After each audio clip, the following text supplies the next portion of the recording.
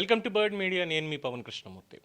The Indian Express జాతీయ దినపత్రిక IE100 2026 అనే పేరుతోటి భారతదేశంలోనే అత్యంత శక్తివంతమైన రాజకీయ నాయకులు, శక్తివంతమైనటువంటి భారతీయులు, రాజకీయ నాయకులు కూడా కాదు, శక్తివంతమైనటువంటి భారతీయులు అని చెప్పి ఒక లిస్ట్ రిలీజ్ చేసింది ఇండియన్ ఎక్స్‌ప్రెస్ 100 2026.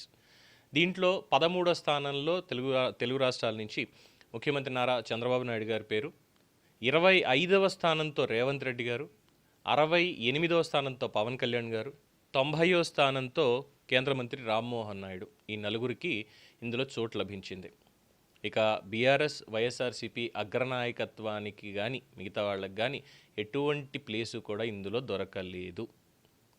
చంద్రబాబు నాయుడు గారు కొత్తగా చెప్పాల్సిందేం లేదు, ఆయనకి 13వ స్థానం వచ్చింది అంటే చాలామంది ఇప్పటికీ దాని మీద కూడా 13 కదా వచ్చింది, ఇది శక్తివంతమైనటువంటి భారతీయులు అన్నారు, శక్తివంతమైన రాజకీయ నాయకులు అని అంటే మేబీ టాప్ 5లో ఆయన పేరు ఖచ్చితంగా వచ్చి ఉండేదేమో. అలాగే పవన్ కళ్యాణ్ గారు కూడా, పవన్ కళ్యాణ్ గారికి 68వ స్థానం, శక్తివంతమైనటువంటి భారతీయుల్లో 68వ స్థానం వచ్చింది ఆయనకి. రాజకీయ నాయకులు అయితే ఆయన కూడా టాప్ 10 టాప్ 15లో ఖచ్చితంగా ఆయన కూడా ఉండేవాళ్ళు. జనసేనకు ఉన్నటువంటి సీట్ల పరంగా కావచ్చు, లేదు అంటే రాష్ట్రంలో సభ్యత్వాల పరంగా కావచ్చు, ఆయన క్రియేట్ చేస్తున్నటువంటి ఇంపాక్ట్ పరంగా కావచ్చు, ఖచ్చితంగా టాప్ 25లో అయితే 100% ఉంటారనడంలో ఏమాత్రం అతిశయోక్తి లేదు.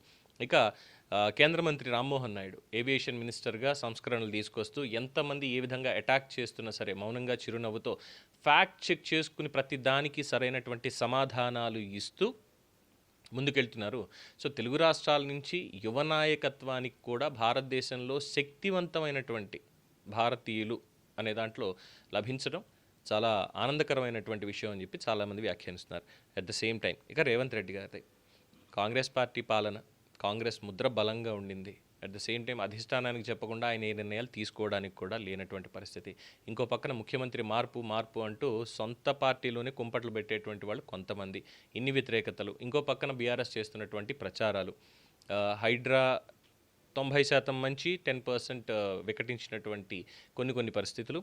ఇక హెచ్ఫాస్ తీసుకొస్తున్నటువంటి సంస్కరణలు, అడల్ట్రేషన్కి సంబంధించి, అలాగే మూసీ సుందరీకరణ కావచ్చు, తీసుకుంటున్నటువంటి నిర్ణయాల్లో దూకుడు కావచ్చు, వీటన్నిటితోటి శక్తివంతమైనటువంటి భారతీయుల స్థానంలో 25వ స్థానంలో రేవంత్ రెడ్డి గారు నిలిచారు. సో ఇక జాతీయ స్థాయిలో నిర్ణయాధికారంలో పాలు పంచుకునేటువంటి అవకాశం కూడా ఒక పక్కన పవన్ కళ్యాణ్ గారు సొంతమైందే. ఎందుకంటే ఎన్డీఏలో భాగస్వామిగా ఉన్నారు. వచ్చింది 21 సీట్లే కావచ్చు, అయినప్పటికీ కూడా ఆయన తీసుకొచ్చినటువంటి మార్పు అనేది చాలా స్పష్టంగా కనిపిస్తోంది. పవన్ కళ్యాణ్ సంప్రదించకుండా ఎన్డీఏ కూటమి ఎటువంటి నిర్ణయాలు కూడా తీసుకోదు, అది చాలా క్లియర్. ప్రధాని నరేంద్ర మోడీ గారు కావచ్చు, అమిత్ షా గారు కావచ్చు, పవన్ కళ్యాణ్కి ఇచ్చేటువంటి ప్రాధాన్యత ఈక్వలెంట్ టు చంద్రబాబు నాయుడు గారు అనేది అందరికీ తెలిసిందే. సో ఈ విధంగా తెలుగు రాష్ట్రాలకి సంబంధించినటువంటి వాళ్ళు భారతదేశంలోనే శక్తివంతమైన భారతీయులుగా అందులో ఈ నలుగురికి స్థానం దక్కింది. ఇటు బీఆర్ఎస్ నుంచి కానీ వైఎస్ఆర్సీపీ నుంచి కానీ ఎవ్వరి పేర్లు కూడా రాలేదు. అదేంటి మరి, మామూలుగా అయితే జగన్మోహన్ రెడ్డి గారి పేరు ఇందులో వచ్చి ఉండేది కదా, శక్తివంతమైనటువంటి రాజకీయ నాయకుడు కదా, ఆయన కూడా శక్తివంతమైనటువంటి ఇండస్ట్రియలిస్ట్గా కూడా ఉన్నాడు కదా, అన్ని రకాలుగా కూడా శక్తివంతంగానే ఉన్నాడు కదా, పవర్ ఒక్కటే లేదు, ఎమ్మెల్యేగా ఉన్నాడు కదా, మరి ఎందుకు రాలేదు అంటే ఎవరి పారామీటర్స్ వాళ్ళవి.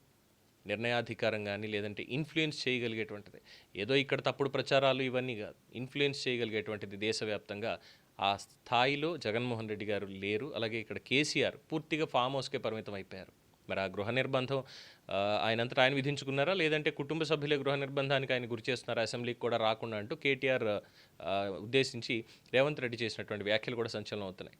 సో ఇటు కేటీఆర్ కావచ్చు, ఎందుకంటే యువనాయకత్వం అన్న దగ్గరకు వచ్చేసరికి కేటీఆర్ అంతో ఇంతో కాస్త ఇంపాక్ట్ చూపించగలిగినటువంటి వ్యక్తే అయినప్పటికీ ఇండియన్ ఎక్స్‌ప్రెస్ లిస్టులో మాత్రం ఆయన పేరు కూడా రాలేదు. ఈ విధంగా తెలుగు రాష్ట్రాల నుంచి చంద్రబాబు నాయుడు గారు మొదటి ప్లేస్లో, 2వ స్థానంలో రేవంత్ రెడ్డి, 3వ స్థానంలో పవన్ కళ్యాణ్ గారు, 4వ స్థానంలో రామ్మోహన్ నాయుడు. వీళ్ళ నలుగురు శక్తివంతమైనటువంటి భారతీయుల లిస్టులో పేరు సంపాదించుకున్నారు.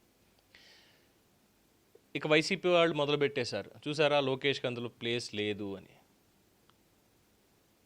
లోకేష్కి ప్లేస్ వాళ్ళు ఇవ్వాలా వద్దా అనేది వాళ్ళు డిసైడ్ చేస్తారు. అది ఎందుకు రాలేదు, ఏం రాలేదు అన్నదానికి కూడా పారామీటర్ అనేది ఉంటుంది.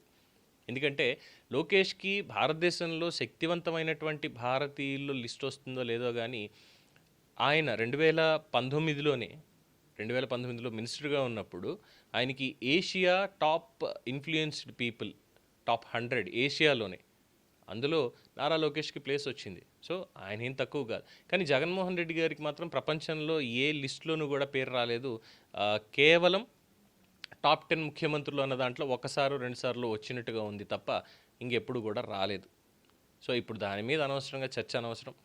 నలుగురు ఉన్నారు శక్తివంతమైనటువంటి తెలుగువారు, భారతీయుల్లో నలుగురు తెలుగువారు ఉన్నారు. అందులోనూ 2 రాష్ట్రాలకు సంబంధించినటువంటి ముఖ్యమంత్రులు, ఉప ముఖ్యమంత్రి, కేంద్ర మంత్రిగా ఉన్నటువంటి వాళ్ళు. ఇది సంతోషించాల్సినటువంటి అంశం. దీని మీద మీ అభిప్రాయం తెలియచేయండి. చూస్తూనే ఉండండి ది బర్డ్ మీడియా.